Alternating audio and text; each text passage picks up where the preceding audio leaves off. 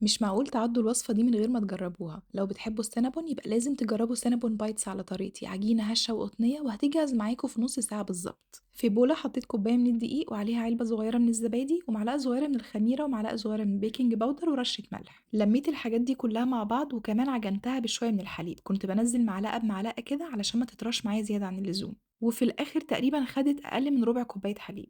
واستمريت كده في العجن فيها لغاية لمّا لمِّت معايا وشكِّلت عجينة كده طرية ومش بتلزق. خلّيتها على جنب تخمر نُص ساعة بس مش أكتر.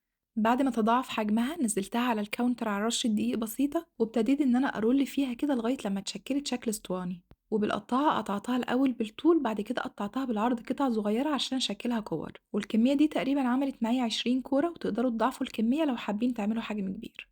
خدت كل قطعة وشكلتها كورة كده وخليتها على جنب. بعد كده حطيتهم في بولة وعليهم معلقة كبيرة من الزبدة السايحة وغلفت كل كورة منهم بالزبدة كويس جدا. وبعد ما اتأكدت ان كل الكور اتغلفت كويس خليتها على جنب وبدأت ان انا اجهز الخليط ده، معلقة كبيرة من السكر وعليهم معلقة كبيرة من القرفة وعملتهم ميكس مع بعض.